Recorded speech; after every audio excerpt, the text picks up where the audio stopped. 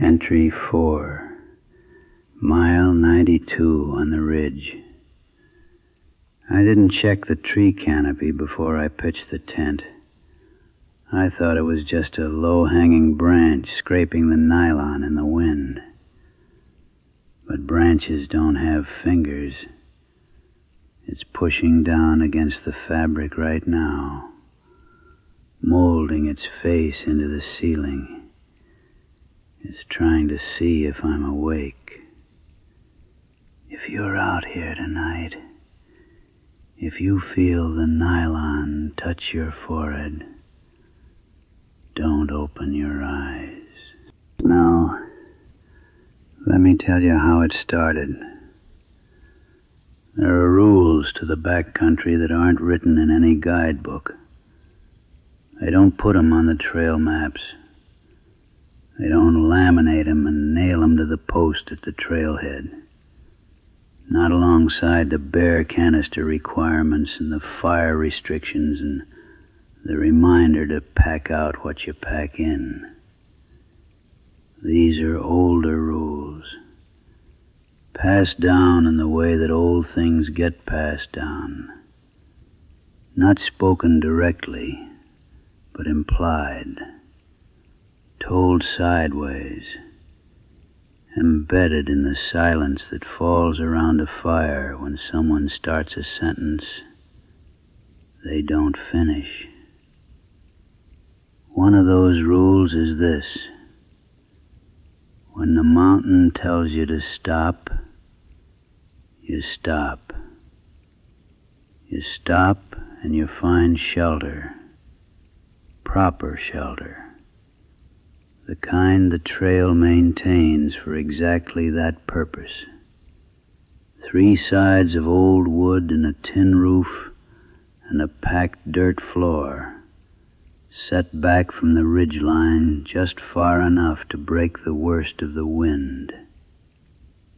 Not beautiful, not comfortable, but designated, intentional. Built by people who understood something about these ridges that most modern hikers have forgotten entirely. I understood it. I had walked this trail before. Not the whole of it, not end to end, but enough sections over enough years that I knew the way mountains talk to a person who's paying attention. And on that particular October evening, the mountain was talking very plainly. The storm came up from the southwest, the way storms always do in that part of the Appalachians. Not gradually, not with the slow theatrical build-up of a coastal system, but suddenly and completely, the way a curtain drops. 1 hour it was cold and clear, that particular cold that carries the smell of iron and wet stone. The sky holding that deep bruised color it gets in late autumn just after the sun drops behind the ridge. And the next hour, the wind had a voice and the rain was horizontal, and the temperature had fallen another 8 degrees in the time it took me to pull on my rain shell. I had 3 miles to the shelter. 3 miles in that country, at that hour, in that weather, is not 3 miles the way you might imagine it, sitting somewhere warm and dry. 3 miles on a ridge trail in the driving rain at full dark is a negotiation. Every footfall is a question. Every root and exposed stone is slick with something that reflects your headlamp wrong, makes distances dishonest. Your pack shifts, your poles slip, Your core temperature is dropping even as your legs are working hard. Your body spending heat it doesn't have surplus of. I had been on the trail for 11 days. My knees had opinions. My left shoulder, where the pack strap had worn a soft, persistent bruise over the collarbone, had a very loud opinion. My feet, I won't say what my feet thought, because I don't like to dwell on it. So when I came down off a small knob and found myself standing in the shelter of a thick grove of old hemlocks, their canopy so dense that the rain barely penetrated, the ground beneath them almost dry compared to the open ridge above, I made the decision that tired people make. The wrong one. The easy one. I told myself the storm would pass by midnight. I told myself the shelter was 3 miles and change, that the trail from here dipped into a hollow with 2 stream crossings, and in that rain those crossings were going to be ugly and cold and potentially dangerous in the dark. I told myself I was being smart, prudent, that there was nothing wrong with a designated wilderness campsite, with hammock trees and flat ground, even if the flat ground I'd found wasn't technically that. I told myself the hemlock canopy was shelter enough. I got the tent up in 12 minutes. I've done it faster, but the ground here was threaded with surface roots, and I had to move around a little to find a site where the footprint would lay flat. I ended up with the tent positioned lengthwise between 2 of the oldest hemlocks, their trunks maybe 15 feet apart, their lower branches beginning perhaps 8 feet up and lacing together overhead into a ceiling of dark, wet needles. The rhododendron grew thick on 3 sides, their leathery leaves holding water in great shaking drops that fell in irregular percussion onto the rainfly. I ate cold food. I didn't have the energy or the patience for the stove. I drank 2 cups of water, stripped to my base layer, pulled the sleeping bag up to my chin, and let myself feel how exhausted I truly was. The rain was loud on the fly, but rhythmic, consistent. I've always found that sound comforting, like white noise with intention. The tent was warm with my body heat, and outside the world was cold and dark and wet, and inside I was horizontal, and that was enough. I was asleep in under 4 minutes. I woke at some point. I didn't check the time, not yet, to a feeling more than a sound, a subtle change in the acoustic environment of the tent. The rain was still falling, but the ceiling had changed pitch slightly, a lower, less crisp sound. I opened my eyes in the dark and looked up. The tent ceiling was sagging, not catastrophically, not dramatically. A gentle, shallow depression, maybe 6 inches across, centered roughly above my sternum. I lay there looking at it for a moment and thought, pooling water, The fly was catching rain, and the angle of the pitch wasn't quite right, and there was accumulation. I'd need to go out and adjust the guy lines, redistribute the tension. I told myself I'd do it in the morning. I closed my eyes.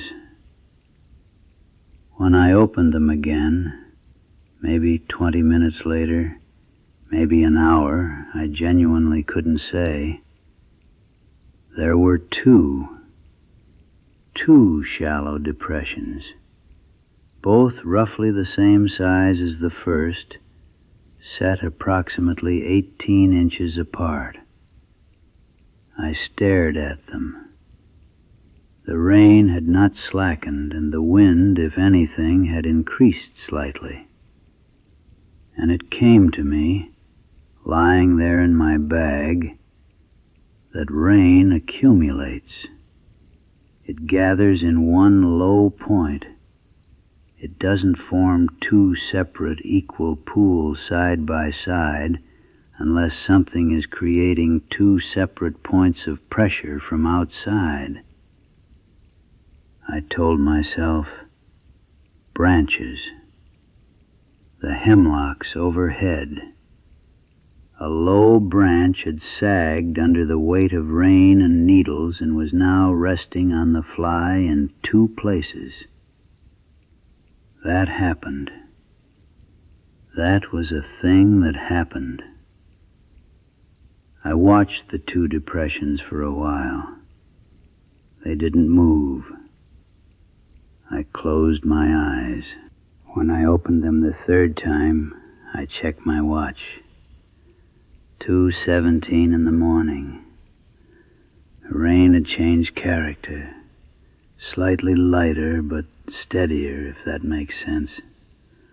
More patient. Like it had settled in for the long work of the night and stopped showing off. The ceiling had changed. The two depressions were still there, but they had shifted. They had moved approximately 4 inches to the left, toward the wall of the tent. Not toward the foot of the head, but laterally, in a direction that no pooling water moves, in a direction that no branch dragged by wind would move, because the wind was coming from the northwest, and the movement had been to the south. They moved against the storm. I lay completely still. I am going to ask you to understand what it means to be completely still in a moment like that, inside a tent, inside a storm, inside a wilderness so complete that there is no human light in any direction for miles and miles. Your hearing becomes enormous. Your skin becomes a single listening organ. You feel your own heartbeat in places you normally don't. In the roof of your mouth, behind your eyes. I felt the ceiling. There was a third depression now, forming slowly, not appearing suddenly, but building the way a thumbprint builds when you press slowly into soft clay. Long and narrow. It was a distance below the first two that, if you were measuring, if you were making a map of it without wanting to, you would say was consistent with a chin, below a nose, below two eyes. I did not allow myself to finish that thought completely. I allowed myself to stop at the factual observation that there were 3 depressions in my tent ceiling, and that they had moved, and that the movement was directional and intentional and slow. And I allowed myself to understand the implications of those facts without putting a name to them. Not yet. Because here is the thing about the tent. Here is the thing that kept me motionless in that sleeping bag with my hands flat at my sides and my jaw locked and my eyes open. Because I had by then understood something fundamental about what was happening above me. The tent was not being torn. The tent was not being breached. Whatever was on the other side of that nylon fly was not trying to get through the material. It was using the material. It was pressing itself down into the fabric the way a sculptor presses into medium, using the resistance and give of the nylon to explore a shape, to try on a form. The fabric was the boundary, and the boundary was the only thing that made the thing on the other side of it provisional, incomplete, still becoming rather than arrived. I understood, without evidence, without logic, purely in the way that the body understands things that the mind refuses to process quickly, that if I unzipped that door, if I reached for the zipper pull that was 12 inches from my left hand, if I cut the nylon with the knife clipped inside the mesh pocket above my shoulder, if I in any way broke the physical boundary of that fabric shell, I would be removing the last condition that kept the shape outside of it from being fully, finally, irreversibly present with me in the dark. The face pressed lower. The ceiling came down in the outline of something vast and flat and wide. A face with a proportional logic that was not quite human.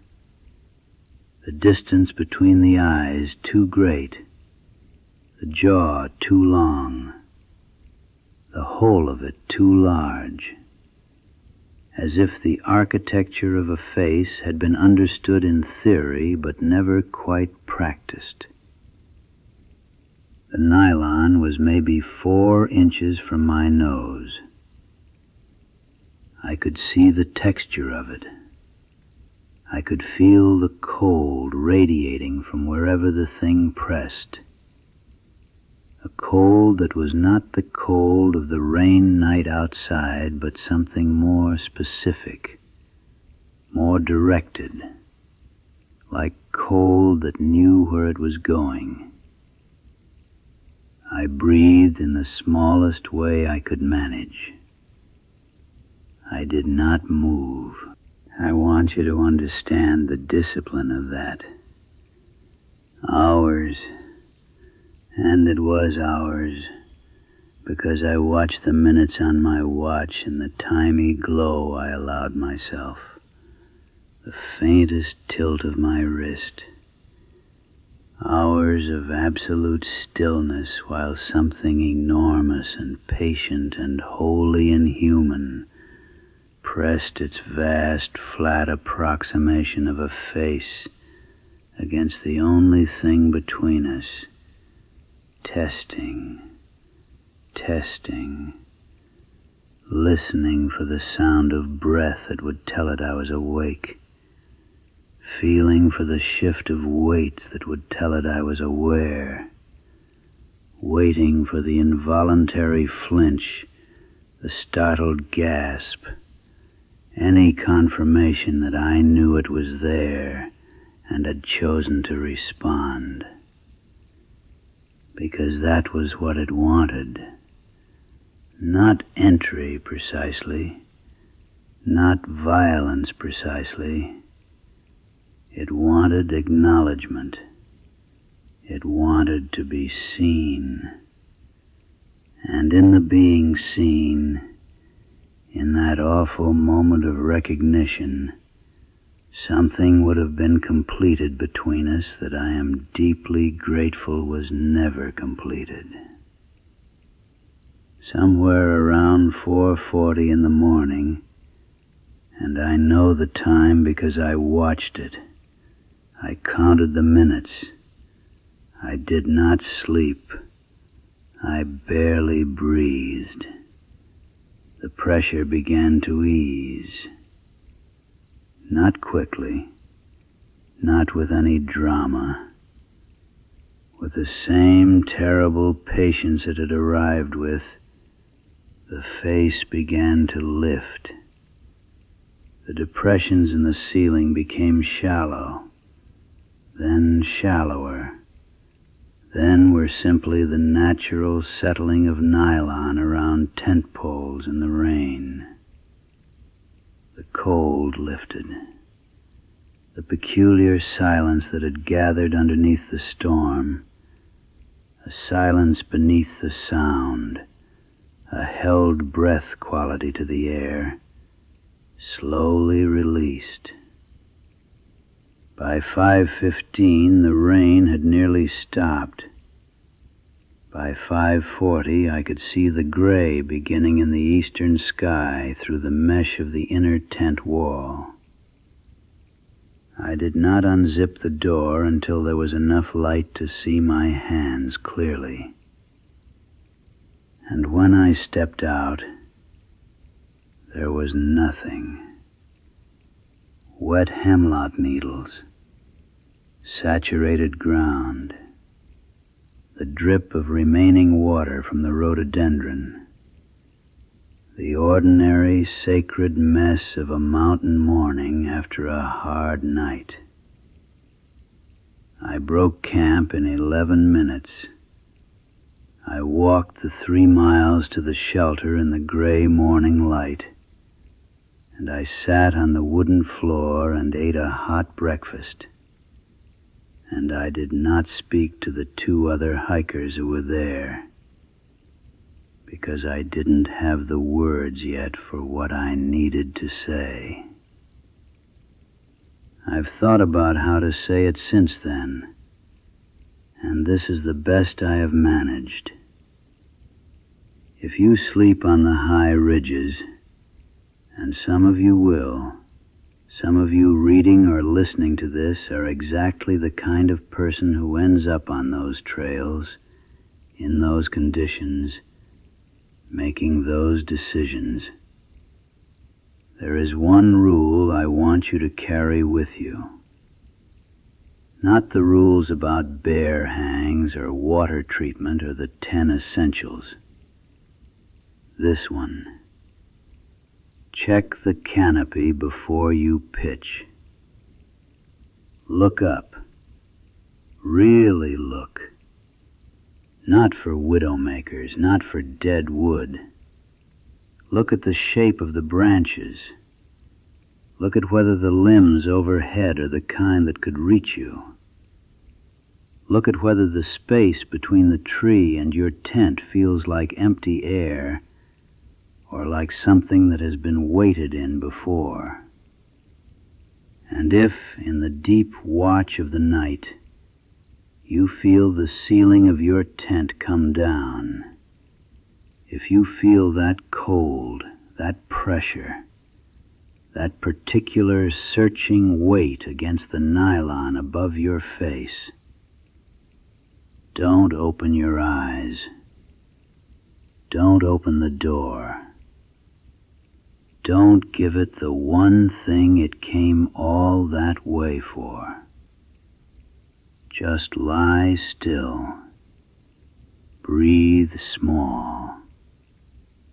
Wait for the gray. The gray always comes. Sleep well now. You're safe where you are. Warm. Still. The ceiling above you is just a ceiling. The sounds outside your window are just the ordinary sounds of the night, doing what night does. Settling, breathing, moving on. Whatever's out on those ridges tonight, it's a long way from you. Take a slow breath. Let your shoulders drop. You made it through another one. If this story found you at the right moment, if it scratched that particular itch that only a good slow burn can reach, I'd love to know. Drop a comment below and tell me where you're listening from tonight. Tell me if you've ever had a night on the trail that felt a little too quiet, a little too close. I read every single one, and some of your stories are better than mine.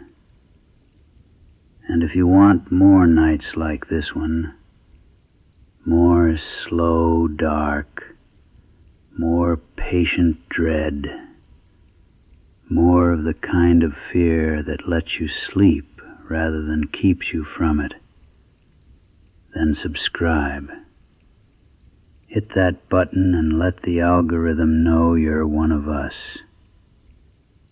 New stories come regular as the weather up here, and I'd hate for you to miss the next one. We've got more ridges to walk, more dark to sit with together. But that's for another night.